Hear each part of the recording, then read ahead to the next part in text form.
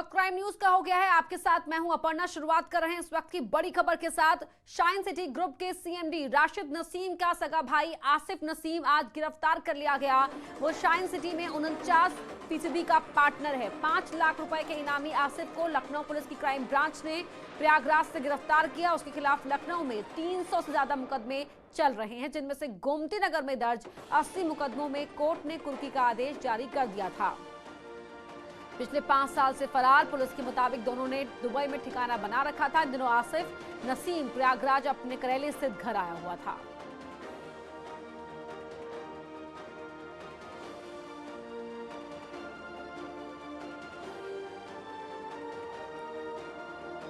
तो राशिद नसीम ने किस तरह से ठगी की वो आपको बताएंगे। अब shine city company Rashid Naseem ने बनाई और राजधानी लखनऊ में हेड ऑफिस बनाकर पूरे उत्तर प्रदेश ही नहीं, बिहार, झारखंड, मध्य प्रदेश, छत्तीसगढ़, उत्तराखंड में अपने एजेंट के जरिए करोड़ों रुपए की ठगी की।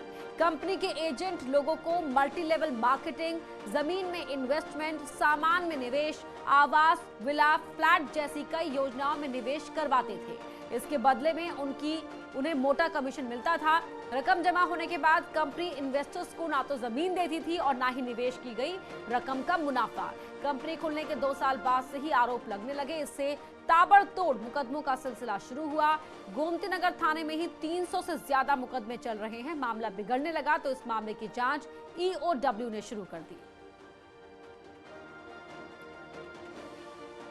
सबसे बड़ा इनामी आसिफ नसीम गिरफ्तार।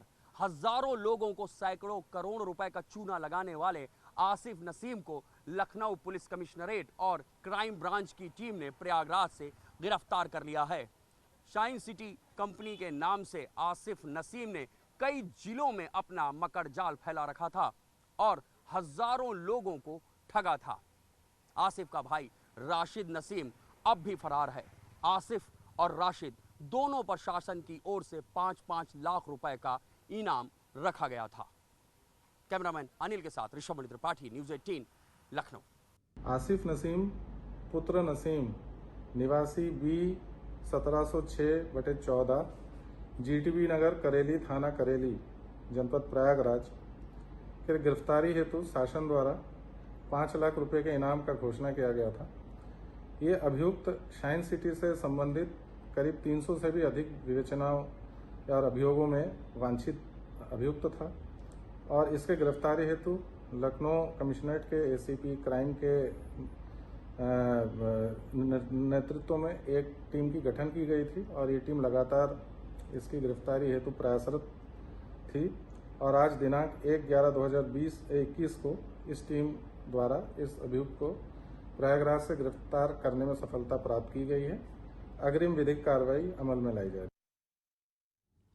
ऋषभ मणि हमारे सहयोगी फोन लाइन पर जुड़ रहे हैं। ऋषभ, आसिफ तो पुलिस के शिकंजे में आ गया है, राशिद कब तक पकड़ लिया जाएगा और आसिफ की कामयाबी इस केस के मद्देनजर कितनी बड़ी कामयाबी है? आसिफ और राशिद ये दोनों भाई एक ही तरह का दिमाग रखते हैं, दोनों ठग हैं।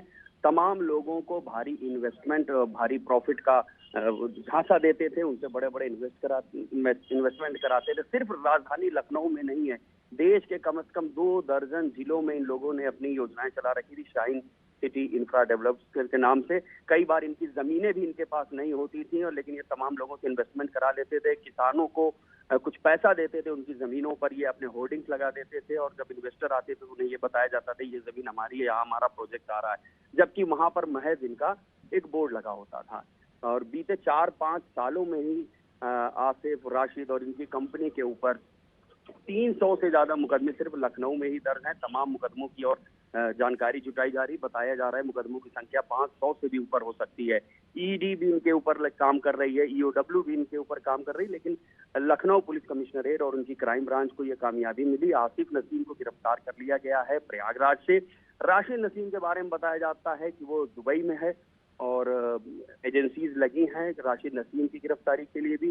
बीते 3-4 महीने में ही करीब 2 दर्जन आरोपी जो शाइन सिटी कंपनी से जुड़े हुए थे उनकी गिरफ्तारी की जा चुकी है। ये बहुत बड़ी गिरफ्तारी है। अब इनकी गिरफ्तारी के बाद ही आगे की कार्रवाई चलेगी, तब शायद जो ठगे गए हैं हजारों लोग, उनको कुछ राहत मिल पाए। बहुत शुक्रिया ऋषभ आपका इस पूरी जानकारी के लिए।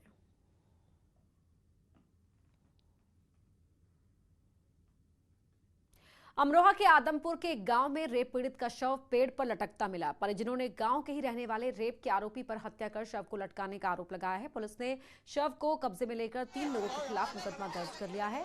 25 सितंबर को रेप की वारदात हुई थी। इस पूरे मामले में पुलिस पर लापरवाही के आरोप लगे हैं।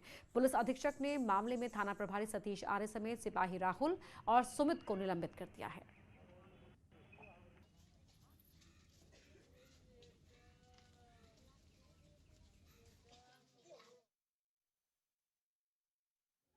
पुलिस ने हमारी कोई सुनवाई नहीं करी, हमें कोई न्याय नहीं मिला। ये लोगों ने फांसी पे लटका दी लड़की, मार के मोनू ने। अगली बड़ी खबर का रुख कर रहे हैं बुलंदशहर से। खबर आपको बता दें, जहां मारपीट, हंगामे और पथराव का वीडियो वायरल हुआ है। वीडियो की न्यूज़ 18 ने पुष्टि नहीं करता है। पूर्व और वर्तमान प्रधान पक्ष के बीच हुआ था खूनी संघर्ष। बवाल के 2 वीडियो सोशल मीडिया पर तेजी से वायरल हो रहे हैं। घटना में दोनों ही पक्षों के 3 लोग जख्मी हुए हैं। पुलिस ने दोनों ही पक्षों पर मामला दर्ज किया है। जांच कर रही है पुलिस। खुर्जा देहात थाना क्षेत्र के क्योली कला गांव की घटना है।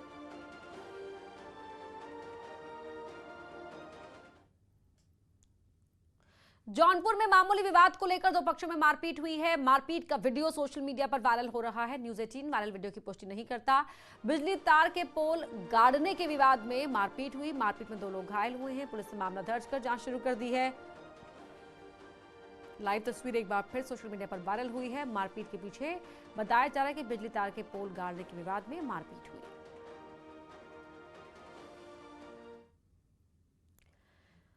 और अब बढ़ते हैं आगे। खबर आपको बताएंगे। अगली खबर जो है वो मुठभेड़ की है। आगरा के हरि पर्वत में पुलिस को बड़ी कामयाबी मिली है। पुलिस ने 20,000 के इनामी बदमाश को घेरकर पकड़ने की कोशिश की, लेकिन बावरिया गैंग के सरगना अमित ने पुलिस पर फायर कर दिया। इस मुठभेड़ के दौरान पुलिस की गोली बदमाश अमित जख्मी हो गए, जिसको पुलिस ने अस्पताल में एडमिट कराया है।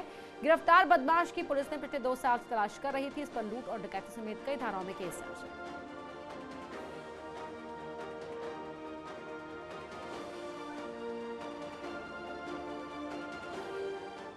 मुठभेड़ हुआ और उसमें 20,000 का इनामिया अमित बावरिया, जो कि अछनेरा थाना से वांछित था और 2 साल से फरार चल रहा था, उसे आज पुलिस मुठभेड़ के दौरान पुलिस ने गिरफ्तार किया है।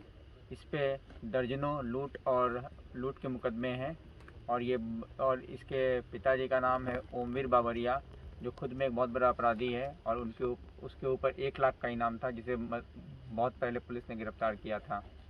ये उसी गिरोह का एक सदस्य था और बहुत ही साथी अपराधी था, जिसे आज गिरफ्तार किया गया है। मेरठ पुलिस ने गाड़ी चुराने वाले गैंग के खिलाफ एक्शन तेज कर दिया है। पुलिस की स्पेशल 75 टीम ने 175 गाड़ी चोरी और करोड़पति कबाड़ियों का डेटा तैयार किया है। इसके साथ ही इनकी पूरी डिटेल जीएसटी महकमे को सौंप दी है, जिनके खिलाफ कार्रवाई करेगी। पुलिस अधिकारियों के मुताबिक लोगों की मेहनत कमाई से खरीदी गई गाड़ियां चुराकर बिना टैक्स चुकाए इन लोगों ने करोड़ों की संपत्ति बनाई है।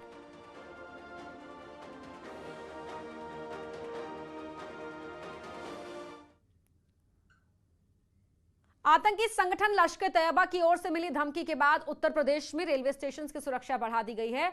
खुफिया एजेंसियों को मिले इनपुट के बावजूद प्रयागराज जंक्शन रेलवे स्टेशन पर सुरक्षा व्यवस्था में लापरवाही देखने को मिली। यहां एंट्री और एग्जिट गेट पर लोग बेरोक-टोक आवाजाही करते नजर आए। एंट्री गेट पर लगा बैगेज स्कैनर भी काम नहीं कर रहा है। प्रयागराज जंक्शन रेलवे स्टेशन का जायजा लिया हमारे सहयोगी सर्वेश दुबे। आतंकी संगठन लश्कर तैयबा ने लखनऊ, कानपुर, वाराणसी समेत 46 स्टेशनों को उड़ाने की धमकी दी है। उसके बाद से रेलवे में हड़कंप मचा हुआ है और तमाम रेलवे स्टेशनों की सुरक्षा व्यवस्था को और कड़ी कर दिया गया है। चूंकि त्योहारी सीजन भी है, दीपावली और धनतेरस का त्योहार है, इसलिए भी तमाम यात्री इधर से उधर आ जा रहे हैं, अपने घरों को जा रहे हैं।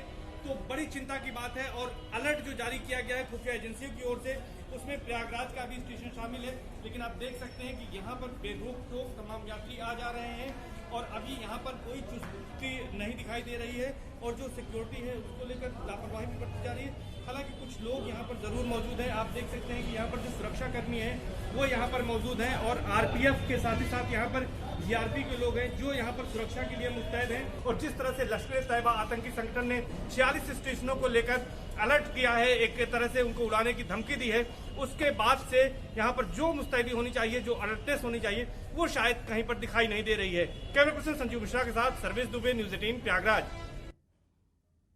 हापुड़ रेलवे स्टेशन को भी बम से उड़ाने की धमकी मिली है, जिसके बाद पुलिस महकमा अलर्ट है। हापुड़ रेलवे स्टेशन का जायजा लिया हमारे सहयोगी विपिन गिरी ने।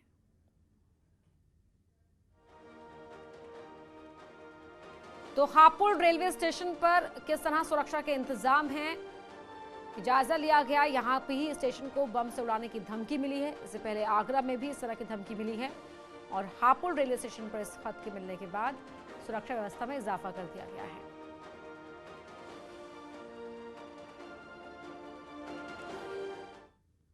अगली खबर नोएडा से है, जहां पार्किंग को लेकर विवाद हुआ है। दो पक्षों के बीच मारपीट हुई है। मारपीट का वीडियो वायरल हो गया है।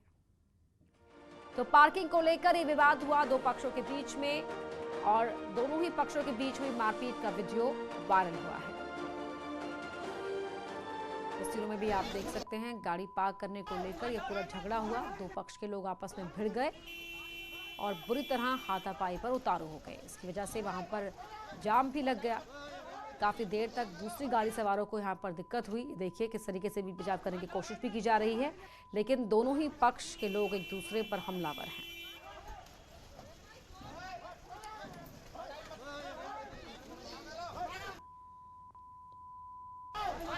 तो बीच में यहाँ हाथापाई को रोकने की कोशिश भी की जा रही है, मनाने की कोशिश भी हो रही है, लेकिन दोनों ही पक्ष के लोग जिन्होंने पूरा झगड़ा जिनके बीच शुरू हुआ था, वो किसी भी तरह से सुनने या समझने को तैयार नहीं थे, रुकने को तैयार नहीं थे। ये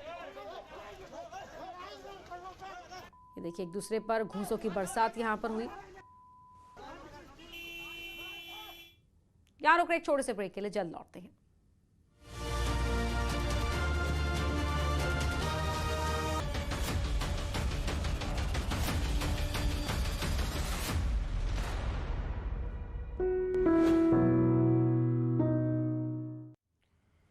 कोरोना वायरस के खिलाफ लड़ाई में कोरोना टीका ही सबसे कारगर है। इस बात को समझाने और टीके के लिए प्रेरित करने के मकसद से बिहार के गया में एक अनूठा प्रयोग जारी हुआ है।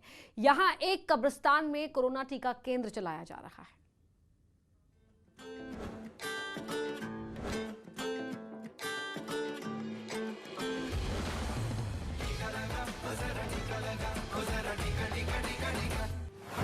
कब्रिस्तान में जीवन रक्षक कोरोना टीका, करीमगंज कब्रिस्तान कमेटी की मुहिम, 15,000 से ज्यादा लोगों का टीकाकरण। कोरोना संकट दूर भगाएगा, जान यही बचाएगा, क्योंकि टीका है संजीवनी। आपने लगवाया?